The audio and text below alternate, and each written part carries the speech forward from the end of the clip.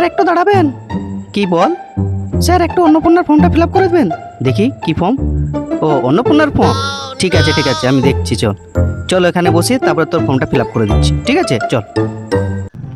এটা ফর্ম না চিত্রগুপ্তের জন্মগোষ্ঠী, না চিত্রগুপ্তের বিয়ে হবে? ইস কি গরম রে। দে একটু জল দে তো খাই।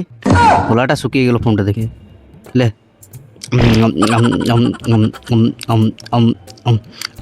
আহ আরাম পেলাম রে। উফ কি গরম। দেখি ফর্মটা। ইসরে ফর্মটা তো বেজায় ডেঞ্জারাস। কী লিখবো কিছুই বুঝতে পারছি না। এদিকে পেজটা পাল্টায়, আরও দেখি, এইদিকে দেখি। ইসরে ভাবতেই পারাই, তোর কিছু মাথায় ঢুকছে না। এত ভাবছি, এই পেজ পাল্টায়।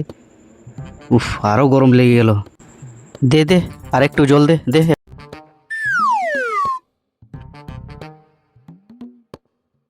তখন তো স্যার ফর্মটা দেখতে পারবে কি পারবেন? শুধু জল খাচ্ছে তো খাচ্ছেই, স্যার কি ফর্মটা পারবে না পারবে নি? শুধু মাথা চুলকে যাচ্ছে। ফর্মটা দেখছে, হয়তো দেখতে দেখতে স্যারের চুলটাই না ঝরে পড়ে যায়, আর ফর্মটা আর পূরণ হবে না। দেখছে এবার মানে কেটেই পড়বে। বাপরে বাপ কি ডেঞ্জারাস ফর্ম রে।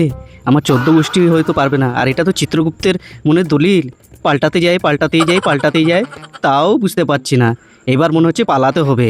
এরা চুপচাপ বসে আছে, এবার এই ফাঁকে পালিয়ে বেড়ায়। সেটাই ভালো হবে, যাই পালাই।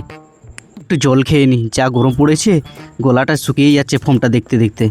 বাহ কি আরাম ঠান্ডা। উফ এবার রেডি সেডি গো হতেই হবে, যাতে আমাকে না ধরতে পারে। এইবার যেতেই হবে। চল রেডি হয়ে, মনে মনে বলছি তো, শুনতে পাচ্ছে না তো এরা? এবার পালাতেই হবে। তোর ফর্মটা ফিল আপ করবো না, এক দৌড় মারবো একদম সোজা ঘর।